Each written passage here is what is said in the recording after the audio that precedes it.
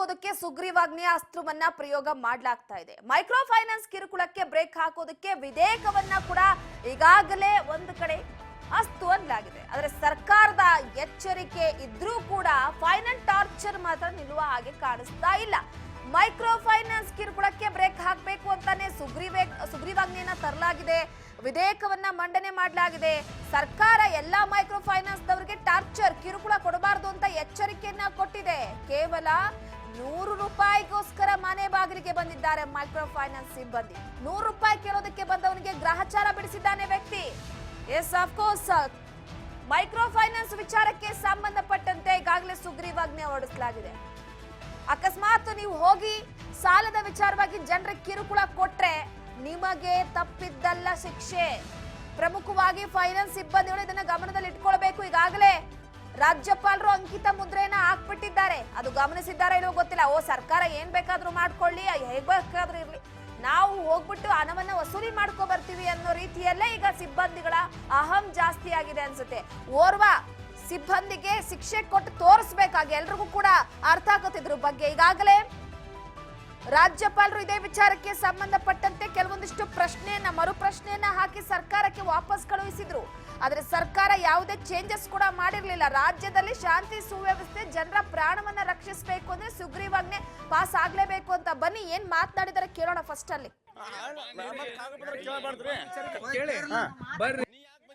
ನಾ ಕಟ್ಟಿದ ಮ್ಯಾಗ ನೀವು ಬಂದಿರಿ, ನೀನು ಬಂದಿ. ಇಲ್ಲ ಏನ್ ಸಮಸ್ಯೆ ಇಲ್ಲ ಹೇಳ್ರಿ, ನಿಮ್ದು ಏನ್ ಸಮಸ್ಯೆ ಹೇಳ್ರಿ ಸರ್. ಮಾತಾಡ್ರಿ. ಕಾಗಪತ್ರ ಕೇಳಬಾರ್ದ್ರಿ, ಮತ್ತೆ ಕಾಗಪತ್ರ ಕೇಳಿ ಮತ್ತೆ ಬೆಳಿಗ್ಗೆ ಬಂದೆ ತೋರಿಸಿದ್ದೆ. ಯಾವ ಅಮೌಂಟ್ ಕೊಟ್ಟನ, ಎಲ್ಲ ಅಮೌಂಟ್ ಕೊಟ್ಟಿನಿಂದ, ಯಾವ ಅಮೌಂಟ್ ಎಲ್ಲ ಕೊಟ್ಟಿನಿಂದ. ನೀ ಯಾಕೆ 6 ಗಂಟೆ ನೀನ್ ಕಾಗಪತ್ರ ಕೇಳಿದಕ್ಕೆ ಓಡಿಸಿಟ್ಟು ಬಂದು ನಾನು ಕೇಳಿದೆ.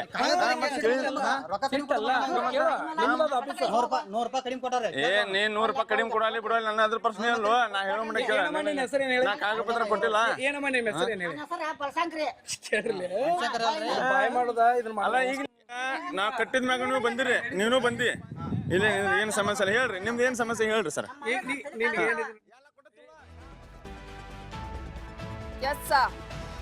ಪ್ರಮುಖವಾಗಿ 100 ರೂಪಾಯಿ ಮಾತ್ರ ಬಾಕಿ ಉಳಿಸ್ಕೊಂಡಿದ್ರು ಬಸವರಾಜ್ ಅವರು. ಆ 100 ರೂಪಾಯಿ ಕಟ್ಟಿಲ್ಲ ಅನ್ನೋ ಕಾರಣಕ್ಕೆ ಫೈನಾನ್ಸ್ ದವರು ಮನೆ ಬಳಿಗೆ ಬಂದಿದ್ದಾರೆ. ವಾರಕ್ಕೆ 650 ರೂಪಾಯಿ ಕಂತನ್ನ ಕಟ್ತಾ ಇದ್ರು ಬಸವರಾಜ್ ಅವರು. ನೆನ್ನೆ 550 ರೂಪಾಯಿ ಕಟ್ಟಿ 100 ರೂಪಾಯಿ ಬಾಕಿ ಉಳಿಸ್ಕೊಂಡಿದ್ದಾರೆ. ಕೇವಲ 100 ರೂಪಾಯಿ. ಅದನ್ನ ನೆಕ್ಸ್ಟ್ ಕಟ್ಟಿಸ್ಕೊಳಕ್ ಬಂದಂತ ಸಂದರ್ಭದಲ್ಲಾದ್ರೂ ಕೂಡ ನೋಡಪ್ಪ 100 ರೂಪಾಯಿ ಕಡಿಮೆ ಕಟ್ಟಿದ್ದೀರಾ ನೀವು, ನೆಕ್ಸ್ಟ್ ಕಂತು ಕಟ್ಟೋ ಟೈಮಲ್ಲಿ ಅದ್ರ ಜೊತೆ ಸೇರಿಸಿ ಏನು 650 ರೂಪಾಯಿ ಕಟ್ತಿದ್ರಲ್ಲ, ಈ 100 ರೂಪಾಯಿ ಸೇರಿಸ್ಬಿಟ್ಟು 750 ರೂಪಾಯಿ ಕಟ್ಬಿಡಿ ಅಂದಿದ್ರು ಮುಗ್ದೋಗಿರೋದು. ಮನೆ ಬಾಗಿಲಿಗೆ ಹುಡ್ಕೊಂಡ್ ಬಂದಿದ್ದಾರೆ. ಅದ್ರ ಜೊತೆ ಸಿಬ್ಬಂದಿಗಳು ನಮ್ಮ ಮ್ಯಾನೇಜರ್ ಬರ್ತಾರೆ, ಇವ್ರು ಬರ್ತಾರೆ, ಅವ್ರು ಬರ್ತಾರೆ ಅನ್ಕೊಂಡು ಕರ್ಕೊ ಬರ್ತಾರೆ. ನೋಡಿ ಈಗ ಅವ್ರು ಮಾತನಾಡ್ತಿರೋದು 100 ರೂಪಾಯಿ ಕಟ್ಟಿಲ್ಲ. ಸರಿ 100 ರೂಪಾಯಿ ಕಟ್ಟಿಲ್ಲ ಸ್ವಾಮಿ, ನೆಕ್ಸ್ಟ್ ಕಂತ್ ಕಟ್ಸ್ಕೊಳಕ್ ಬರ್ತಿರಲ್ವಾ, ಫೋನ್ ಮಾಡ್ಬಿಟ್ಟು ಹೇಳ್ಬೋದಿತ್ತಲ್ಲ. ಮನೆ ಬಾಗ್ಲಿಗೆ ಹೋಗಿ ಇಷ್ಟು ದೊಡ್ಡ ಮಟ್ಟಿಗೆ ರಂಪಾಟ ಮಾಡುವಂತದ್ದು ಅವಶ್ಯಕತೆ ಏನಿತ್ತು? ಎಷ್ಟೋ ಮೈಕ್ರೋ ಫೈನಾನ್ಸ್ ಸಿಬ್ಬಂದಿಗಳದ್ದು ಇದೇ ರೀತಿ ಆಗ್ತಾ ಇದೆ, ಯಾವುದಕ್ಕೂ ಎದುರ್ತಾ ಇಲ್ಲ. ಬೆಳಗಾವಿಯಲ್ಲಿ ನಡೆದಿರುವಂತದ್ದು ನಿನ್ನೆ 550 ರೂಪಾಯಿ ಕಟ್ಟವ್ರೆ, 100 ರೂಪಾಯಿ ಬಾಕಿ ಉಳಿಸ್ಕೊಂಡಿದ್ದಾರೆ. ಫೈನಾನ್ಸ್ ಟಾರ್ಚರ್ ನಿಲ್ಲೋ ಹಾಗೆ ಕಾಣಿಸ್ತಾ ಇಲ್ಲ. ಬಸವರಾಜ್ ತರಾಟೆ ತೆಗೆದುಕೊಂಡಿದ್ದಾರೆ. 100 ರೂಪಾಯಿ ತಾನೆ, ಎಲ್ಗೂ ಓಡೋದಲ್ಲ, ಕಟ್ತೀವಿ ನಾವು 100 ರೂಪಾಯಿ ಅಂತ. ಇನ್ನು ಮುಂದಿನ ಕಂತಲ್ಲಿ ಕಟ್ಟಿಸ್ಕೋಬೋದಿತ್ತು 100 ರೂಪಾಯಿ. 100 ರೂಪಾಯಿಗೋಸ್ಕರ ಮನೆ ಬಾಗ್ಲಿ ಬಂದು ಇಷ್ಟು ದೊಡ್ಡ ಮಟ್ಟಿಗೆ ಗಲಾಟೆ ಮಾಡುವಂತದ್ದು ಏನಿತ್ತು? ಎಲ್ಗೂ ಹೋಗ್ತಿದ್ರು 100 ರೂಪಾಯಿಗೆ ಅವರು. ಸಾಮಾಜಿಕ ಜಾಲತಾಣದಲ್ಲಿ ವಿಡಿಯೋ ವೈರಲ್ ಆಗಿದೆ. ಈಗ ಸಿಬ್ಬಂದಿಗಳು ಗಲಾಟೆ ಮಾಡ್ತಾ ಇರುವಂತಹ ವಿಡಿಯೋ. ಒಂದು ಸರ್ಕಾರ ಎಚ್ಚರಿಕೆ ಕೊಟ್ಟಿದೆ, ಎಚ್ಚರಿಕೆ ಕೊಟ್ಟರು ಕೂಡ ಇದ್ರ ಬಗ್ಗೆ ಗಮನ ಹರಿಸ್ತಾ ಇದೆ ಸರ್ಕಾರ. ಆದ್ರೂ ಕೂಡ ಬೆಳಗಾವಿಯ ಸವದತ್ತಿಯಲ್ಲಿ ಫೈನಾನ್ಸ್ ಟಾರ್ಚರ್ ನಿಲ್ತಾ ಇಲ್ಲ. ಫೈನಾನ್ಸ್ ನಲ್ಲಿ 55,000 ರೂಪಾಯಿ ಸಾಲವನ್ನ ಬಸವರಾಜ್ ಪಡೆದಿದ್ರು. 100 ರೂಪಾಯಿ ಮಾತ್ರ ಬಾಕಿ ಉಳಿಸ್ಕೊಂಡಿದ್ರು. ವಾರಕ್ಕೆ 650 ರೂಪಾಯಿ ಕಟ್ಟಬೇಕು. 650 ರೂಪಾಯಿ ಬಡ್ಡಿನೇ 500 ರೂಪಾಯಿ ಆಗಿರುತ್ತೆ. 100 ರೂಪಾಯಿ ಮಾತ್ರ ಅಸಲಾಗಿರುತ್ತೆ. ಅಲ್ಲಿ ಆ ಬಟ್ಟಿ ನಡೆಸ್ತಾ ಇರ್ತಾರೆ ಇವರು. 550 ರೂಪಾಯಿ ಕಟ್ಟಿ 100 ರೂಪಾಯಿ ಬಾಕಿ ಉಳಿಸ್ಕೊಂಡಿದ್ದಾರೆ. ಪಾಪ ಬಸವರಾಜು ಫೈನಾನ್ಸ್ ಸಿಬ್ಬಂದಿ ತರಾಟೆ ತೆಗೆದುಕೊಂಡಿದ್ದಾರೆ. ಬಸವರಾಜ್ ಬಾಕಿ ಉಳಿಸ್ಕೊಂಡ 100 ರೂಪಾಯಿಯನ್ನ ನೀಡಿದ್ದಾರೆ. ಸಿಬ್ಬಂದಿ ಗಲಾಟೆ ವಿಡಿಯೋ ಜಾಲತಾಣದಲ್ಲಿ ವೈರಲ್ ಆಗ್ತಾ ಇದೆ. ಸದ್ಯದ ಮಟ್ಟಿಗೆ ಗಮನಿಸ್ತಾ ಇರಬಹುದು ನೋಡಿ. ಒಂದು ಮಾತನಾಡೋದಕ್ಕೂ ಇಂಥದ್ದೇ ರೀತಿ ರಿವಾಜ್ ಇರುತ್ತೆ. ಅಲ್ಲೋಗಿ ನೋಡಪ್ಪ 650 ರೂಪಾಯಿ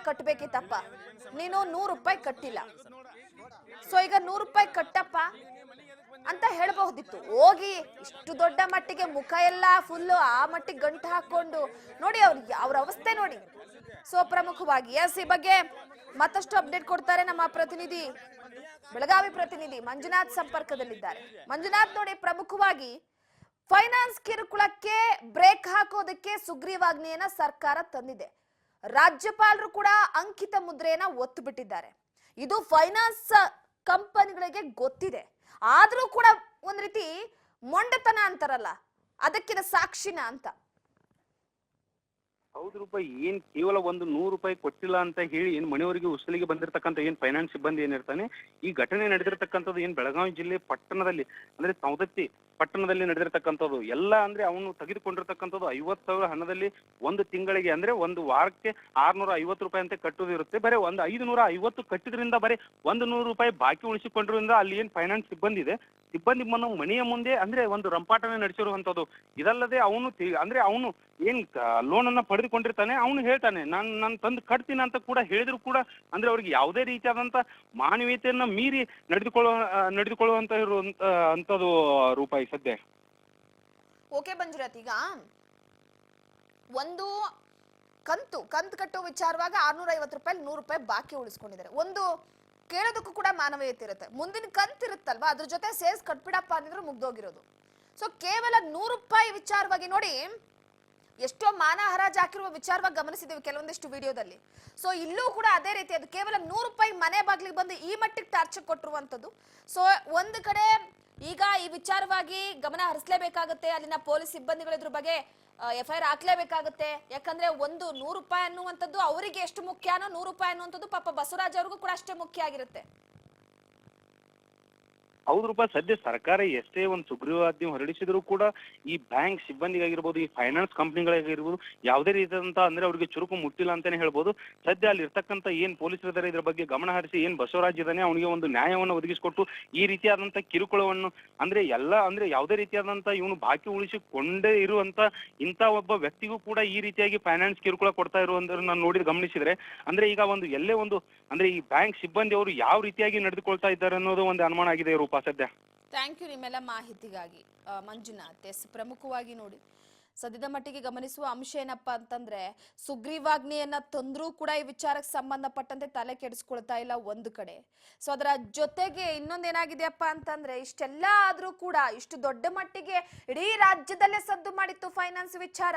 ಇಷ್ಟಾದ್ರೂ 100 ರೂಪಾಯಿಗೆ ಮನೆ ಬಾಗಿಲು ಹುಡ್ಕೋ ಬಂದಿದ್ದಾರಲ್ಲ, ನಾಚಿಕೆ ಆಗ್ಬೇಕು ಸಿಬ್ಬಂದಿಗಳಿಗೆ. ಹೌದು ನಿಮಗೆ ಹೊರೆ ಇರುತ್ತೆ, ಹೌದು ನೀವು ಕಲೆಕ್ಟ್ ಮಾಡ್ಬೇಕು, ಓಕೆ ಫೈನ್ ಆಗತ್ತಾ, ಸರ್ಕಾರ ತರ್ತಾ ಇರುವಂತ ಕಾನೂನಿಗೆ ಬೆಲೆ ಇಲ್ವಾ? ಅಕಸ್ಮಾತ್ ಈಗ ನಿಮ್ಮನ್ನ ಕರ್ಕೊಂಡೋಗಿ ಜೈಲಲ್ಲಿ 3 ವರ್ಷ ಕೂರಿಸ್ತಾರೆ, ನಿಮ್ಮ ಮನೆ ಸ್ಥಿತಿ ಏನಾಗ್ಬೇಡ, ನಿಮ್ ಹೆಂಡತಿ ಮಕ್ಳು ಏನಾಗ್ಬೇಡ ಆಗಿದ್ರೆ ಅವ್ರು ತಿನ್ನೋದಕ್ಕೆ ಏನ್ ಮಾಡ್ತಾರೆ? 100 ರೂಪಾಯಿಗೆ ಇನ್ನೊಬ್ರು ಮನೆ ಬಾಗ್ಲಿಗೆ ಬಂದ್ಬಿಟ್ಟು ಈ ರೀತಿ ಬೈತಿದಿರಲ್ಲ, ನಿಮ್ಮನ್ನ ಅಕಸ್ಮಾತ್ ನಾಳೆಗೆ FIR ದಾಖಲು ಮಾಡ್ಕೊಂಡು ಪೊಲೀಸ್ನವ್ರು ನಿಮ್ಮನ್ನ ಕರ್ಕೊಂಡು ಹೋಗ್ಬಿಟ್ಟು ಜೈಲಲ್ಲಿ ಕೂರಿಸೋದಂದ್ರೆ ಏನ್ ಮಾಡ್ತೀರಾ?